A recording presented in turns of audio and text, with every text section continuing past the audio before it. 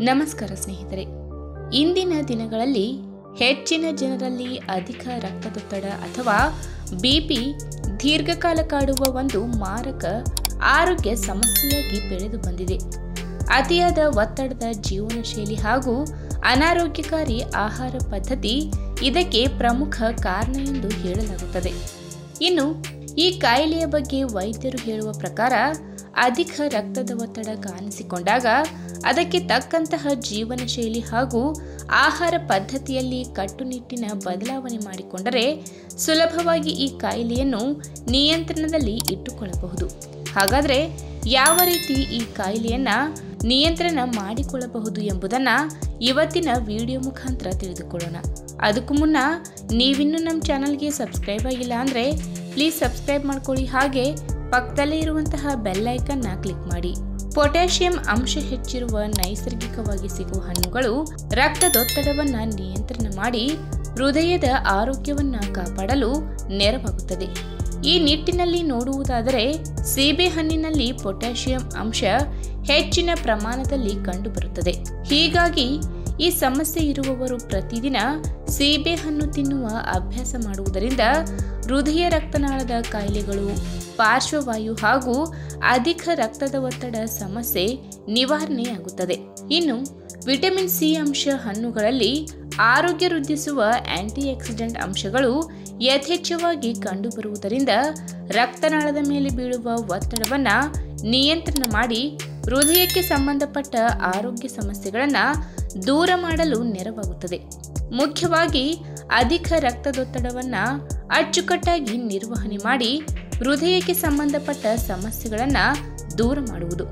ಉದಾಹರಣೆಗೆ ಸೀಬೆಹಣ್ಣು, ಕಿತ್ತಳೆ, ಮೂಸಂಬಿ, ಪಪ್ಪಾಯ, ನಿಂಬೆಹಣ್ಣು ಇತ್ಯಾದಿ. ಇನ್ನು ದಾಳಿಂಬೆ ಹಣ್ಣಿನಲ್ಲಿ ಪೊಟ್ಯಾಷಿಯಂ ಅಂಶ ಯಥೇಚ್ಛವಾಗಿ ಕಂಡುಬರುವುದರ ಜೊತೆಗೆ ಪಾಲಿಫಿನಲ್ ಎಂಬ ಪ್ರಬಲ ಆಂಟಿ ಆಕ್ಸಿಡೆಂಟ್ ಅಂಶವು ಕೂಡ ಅಧಿಕ ಪ್ರಮಾಣದಲ್ಲಿ ಸಿಗುವುದರಿಂದ ಅಧಿಕ ರಕ್ತದೊತ್ತಡವನ್ನು ಅಚ್ಚುಕಟ್ಟಾಗಿ ನಿರ್ವಹಣೆ ಮಾಡಿ ರಕ್ತನಾಳದ ಮೇಲೆ ಬೀಳುವ ಒತ್ತಡವನ್ನು ನಿಯಂತ್ರಣ ಮಾಡುತ್ತದೆ.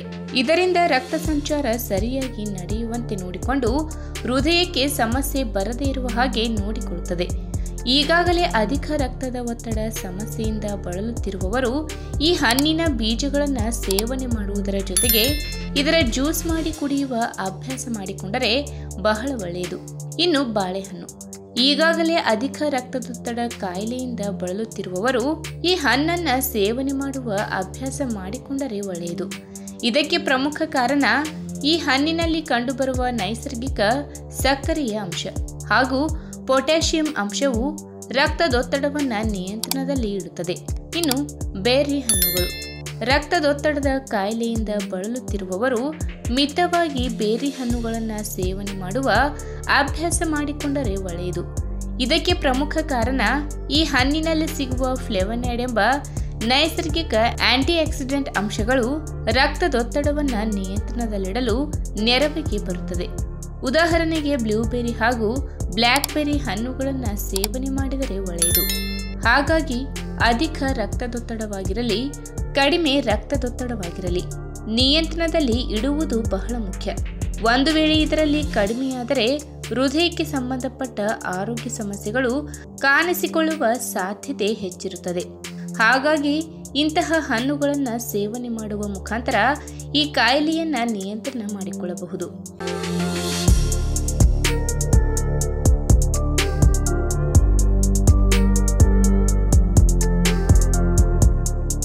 ರೋಗ ನಿರೋಧಕ ವ್ಯವಸ್ಥೆ ಮತ್ತು ಆರೋಗ್ಯ ಚೆನ್ನಾಗಿದ್ದರೆ ಚಳಿಗಾಲ, ಮಳೆಗಾಲ ಅಥವಾ ಬೇಸಿಗೆ ಕಾಲ ಯಾವುದೇ ಸಮಯದಲ್ಲಿ ನಾವು ಖುಷಿಯಾಗಿರಬಹುದು.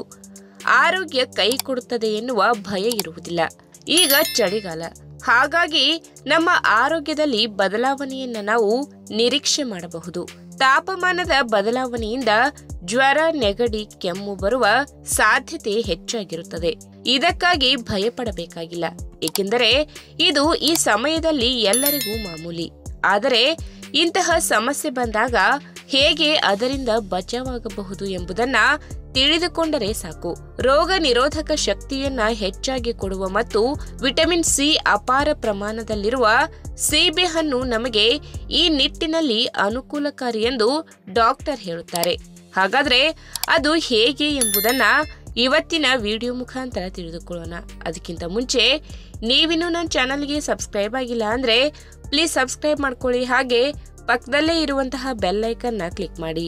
ಸೀಬೆಕಾಯಿಯಲ್ಲಿ ವಿಟಮಿನ್ ಸಿ ಮತ್ತು ನೈಸರ್ಗಿಕವಾದ ಆಂಟಿ ಆಕ್ಸಿಡೆಂಟ್ ಪ್ರಮಾಣ ಹೇರಳವಾಗಿ ಕಂಡುಬರುತ್ತದೆ. ಸಂಶೋಧನೆಯ ಮೂಲಗಳು ಹೇಳುವ ಪ್ರಕಾರ ಕಿತ್ತಳೆ ಹಣ್ಣುಗಳಿಗೆ ಹೋಲಿಸಿದರೆ ಸೀಬೆ ಹಣ್ಣಿನಲ್ಲಿ ಅಥವಾ ಸೀಬೆಕಾಯಿಯಲ್ಲಿ ವಿಟಮಿನ್ ಸಿ ತುಂಬಾ ಹೆಚ್ಚಾಗಿದೆ. ನಮ್ಮ ದೇಹಕ್ಕೆ ವಿಟಮಿನ್ ಸಿ ಹೆಚ್ಚಾಗಿ ಸೇರುವುದರಿಂದ ದೇಹದಲ್ಲಿ ಬಿಳಿ ರಕ್ತ ಕಣಗಳ ಸಂಖ್ಯೆ ಹೆಚ್ಚಾಗುತ್ತದೆ. ಚಳಿಗಾಲದಲ್ಲಿ ಎದುರಾಗುವ ಅನಾರೋಗ್ಯಕರ ಸೋಂಕುಗಳ ವಿರುದ್ಧ ಹೋರಾಡಲು ಇದು ಸಹಾಯ ಮಾಡುತ್ತದೆ. ಇನ್ನು ವರದಿಗಳ ಅನ್ವೇಷಣೆಯಲ್ಲಿ ತಿಳಿದುಬಂದ ಸತ್ಯ ಏನೆಂದರೆ ಸೀಬೆಹಣ್ಣು ಮನುಷ್ಯನ ರೋಗ ನಿರೋಧಕ ಶಕ್ತಿಯನ್ನು 10 ಪಟ್ಟು ಹೆಚ್ಚು ಮಾಡುತ್ತದೆ ಎಂದು. ಸೀಬೆಹಣ್ಣಿನಲ್ಲಿ ನಾರಿನ ಅಂಶ ಕೂಡ ಅಪಾರ ಪ್ರಮಾಣದಲ್ಲಿ ಕಂಡುಬರಲಿದ್ದು ನಮ್ಮ ಹೃದಯ ಹಾಗೂ ಇತರ ಪ್ರಮುಖ ಅಂಗಾಂಗಗಳನ್ನು ಮತ್ತು ನಮ್ಮ ಜೀರ್ಣಾಂಗ ವ್ಯವಸ್ಥೆಯನ್ನು ವೃದ್ಧಿಸುತ್ತದೆ. ರಕ್ತನಾಳಗಳಲ್ಲಿ ಶೇಖರಣೆಯಾಗಿರುವ ಕೊಲೆಸ್ಟ್ರಾಲ್ ಪ್ರಮಾಣವನ್ನು ಇದು ತಗ್ಗಿಸುತ್ತದೆ ಎಂದು ತಿಳಿದು ಬಂದಿದೆ. ಹಾಗಾಗಿ ಹೃದಯದ ಆರೋಗ್ಯಕ್ಕೂ ಕೂಡ ಇದು ತುಂಬಾನೇ ಒಳ್ಳೆಯದು. ಇನ್ನು ವಿಟಮಿನ್ ಎ ಪ್ರಮಾಣ ಸೀಬೆಹಣ್ಣಿನಲ್ಲಿ ಹೆಚ್ಚಾಗಿದ್ದು ದೇಹದಲ್ಲಿ ಲೋಳೆ ರಸವನ್ನ ಮತ್ತು ಲೋಳೆ ಪದರವನ್ನ ರಕ್ಷಣೆ ಮಾಡಿ ಜೀವಕೋಶಗಳನ್ನ ಕಾಪಾಡುತ್ತದೆ. ಇದರಿಂದ ಸೋಂಕುಕಾರಕ ಕ್ರಿಮಿಗಳು ಜೀವಕೋಶಗಳ ಮೇಲೆ ದಾಳಿ ಮಾಡಲು ಬಂದಾಗ ಸಿಕ್ಕಿ ಹಾಕಿಕೊಳ್ಳುತ್ತವೆ. ಇನ್ನು ಬಿಳಿ ಬಣ್ಣದ ಸೀಬೆಹಣ್ಣಿಗಿಂತ ಒಳಗೆ ಕೆಂಪು ಬಣ್ಣ ಇರುವ ಸೀಬೆಹಣ್ಣು ಆರೋಗ್ಯಕ್ಕೆ ತುಂಬಾ ಪರಿಣಾಮಕಾರಿ ಎಂದು ಹೇಳಲಾಗುತ್ತದೆ. ಏಕೆಂದರೆ ಇದರಲ್ಲಿ ಲೈಕೋಪಿನ್ ಅಂಶ ಹೆಚ್ಚಾಗಿ ಇರುತ್ತದೆ. ಹಾಗಾಗಿ ಇದು ನಮ್ಮ ಚರ್ಮದ ರಕ್ಷಣೆಗೂ ಕೂಡ ಅನುಕೂಲಕಾರಿಯಾಗಿ ಕೆಲಸ ಮಾಡುತ್ತದೆ. ಟೊಮೆಟೊ ಹಣ್ಣಿನ ತರಹ ಆರೋಗ್ಯ ಪ್ರಯೋಜನಗಳನ್ನು ನಮಗೆ ನೀಡುತ್ತದೆ. ನಿಮಗೆ ಒಂದು ವೇಳೆ ಶೀತ ಅಥವಾ ನೆಗಡಿ ಎದುರಾದ ಸಂದರ್ಭದಲ್ಲಿ ಸೀಬೆಹಣ್ಣು ತಿನ್ನಲು ಹಿಂದೆ ಮುಂದೆ ನೋಡುವ ಅವಶ್ಯಕತೆ ಇಲ್ಲ. ಇನ್ನು ನೈಸರ್ಗಿಕವಾದ ರೂಪದಲ್ಲಿ ಸೀಬೆಹಣ್ಣು ತಿನ್ನುವುದು ಎಲ್ಲ ಆಯಾಮದಲ್ಲೂ ಆರೋಗ್ಯಕ್ಕೆ ಒಳ್ಳೆಯದು. ಇದರಿಂದ ಸ್ಮೂತಿ, ಸಲಾಡ್ ಬೇಕಾದರೂ ತಯಾರಿಸಿ ತಿನ್ನಬಹುದು. ಇದಕ್ಕಾಗಿ ನೀವು 1 ಕಪ್ ಹಾಲು ತೆಗೆದುಕೊಂಡು ಅದಕ್ಕೆ ಸೀಬೆಹಣ್ಣು ಸೇರಿಸಿ ಅಂಜೂರ ಅಥವಾ ಖರ್ಜೂರ ಸೇರಿಸಿ ಒಂದು ಅದ್ಭುತವಾದ ಪಾನೀಯವನ್ನ ತಯಾರು ಮಾಡಿ ಕುಡಿಯಬಹುದು. ಬೆಳಗಿನ ಸಮಯದಲ್ಲಿ ಬ್ರೇಕ್ಫಾಸ್ಟ್ ಬದಲಿಗೆ ಇದನ್ನು ತೆಗೆದುಕೊಳ್ಳಬಹುದು ಅಥವಾ ಮಧ್ಯಾಹ್ನ ಊಟದ ಸಮಯದಲ್ಲಿ ಬೇಕಾದರೂ ಸೇವನೆ ಮಾಡಬಹುದು. ಈ ವಿಡಿಯೋ ನಿಮಗೆ ಇಷ್ಟವಾದಲ್ಲಿ ತಪ್ಪದೆ ಲೈಕ್ ಮಾಡಿ, ಶೇರ್ ಮಾಡಿ, ಹಾಗೆ ನಿಮ್ಮ ಅನಿಸಿಕೆನ ಕಮೆಂಟ್ ಮೂಲಕ ತಿಳಿಸಿ.